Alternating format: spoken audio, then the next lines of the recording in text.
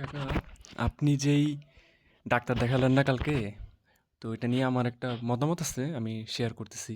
তো আপনারা দেখতে পারেন, চাইলে উপকার হইলে হইতেও পারে আর কি। তো আমাদের এই যে হিউম্যান বডিতে স্কিন থাকে না, স্কিনের উপরে যে লেয়ার, তো এইখানে যখন সরাসরি সূর্যের আলো পড়ে বিভিন্ন টেম্পারেচারে বা রশ্মির যে ওয়েভ লেংথ বা এগুলো এক এক আলোর তাপমাত্রায় বা এই আলোর যে বিভিন্ন রেখা আছে ওগুলার ভেদে অনুসারে এক একটা এক একভাবে ভিতরে ঢুকে আর কি। তো তখন ওই যে বললাম কোলাজেন, তারপর হচ্ছে আরও বিভিন্ন যেই কেমিক্যালগুলো আছে এগুলাকে সে মানে ট্রিগার করে আর কি, এই সূর্যের আলো। তো কোলাজেন যেভাবে করে এটার পাশাপাশি অন্য আরও কিন্তু আছে, যেমন মেলাটোনিন। মেলাটোনিনের মাধ্যমে আমাদের স্লিপের প্যাটার্ন কিন্তু সে ডিরেক্টলি করে মেলাটোনিন, তো জানেনই।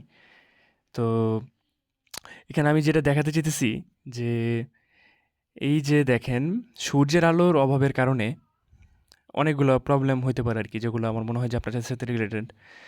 যেমন সূর্যের আলো যদি ঠিকমতো পড়তো, বা আগিলা দিনের মানুষটা যেমন যে খেতে চকে কাজ করতো বা করে এখনও করে, তো তাদের যেই ইয়েটা পায় যে সূর্যের আলোর কারণে তারা ইনক্রিজ ইউর এনার্জি, মানে এনার্জিটা হইতেছে।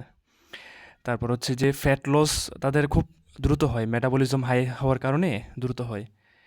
এরপরে বয়স তাদের হচ্ছে আপনার বাড়ার যে প্রবণতাটা এটা কমে যায়, মানে স্কিন সবসময় টুন থাকে।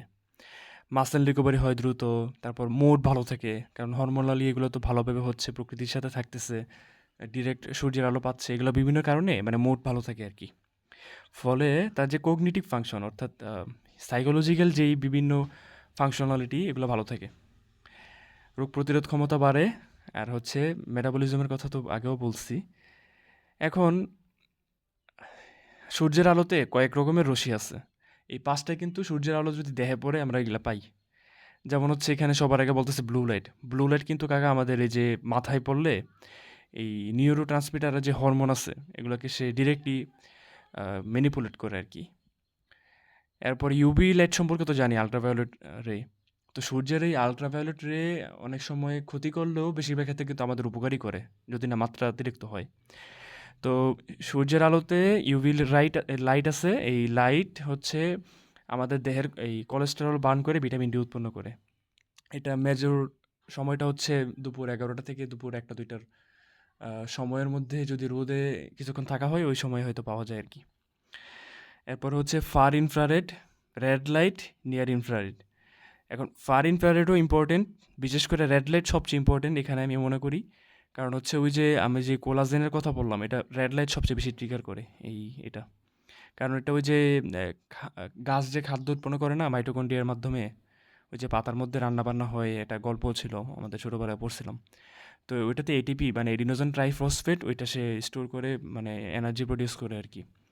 এখন কোলাজেন যদি হয় ঠিকমতো, যেই রেগুলেশন হিউম্যান বডিতে হয়, তাহলে স্কিন টিউন থাকে, এইজিংটা তার কমে যায়, সবার ক্ষেত্রেই, শুধু পুরুষ মহিলা উভয়ের ক্ষেত্রে।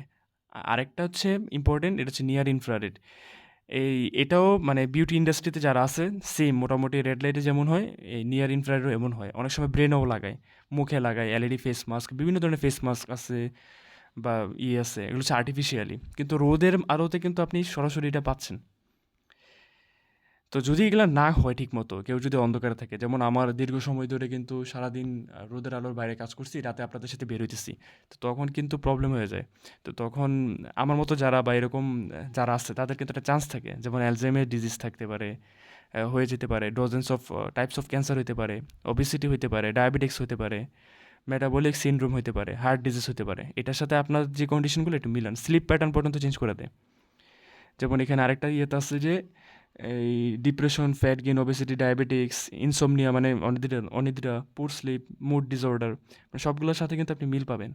আশ্চর্যের বিষয় হচ্ছে, ধরেন কাকের ক্ষেত্রে women with the lowest sun exposure had a twofold higher rate of death compare to the women with the most sun exposure. মানে হচ্ছে যে যারা সূর্যের আলোতে একেবারেই যায় না, তারা দ্বিগুণ মৃত্যুর ঝুঁকিতে আছে তাদের তুলনায় যারা অতিরিক্ত রোদে থাকে। মানে অতিরিক্ত বলতে একদম ধরুন সারাদিন। তো এটার কারণেই বললাম যে সূর্যের আলোটা অনেক ইম্পর্টেন্ট। এখানে ন্যাচারালি আপনি অনেকগুলো রে-এর কারণে পেতেছেন। এই যে যেগুলো দেখতেছেন এগুলো আর্টিফিশিয়াল। কারণ এগুলো আমি কাজ করতে গিয়ে বিভিন্ন স্টাডি করার ফলে এগুলো জানতে পারছি আরকি। আর সূর্যের আলোটা ন্যাচারাল, ওটা আরও ন্যাচারালটাও দরকার। ঠিক আছে?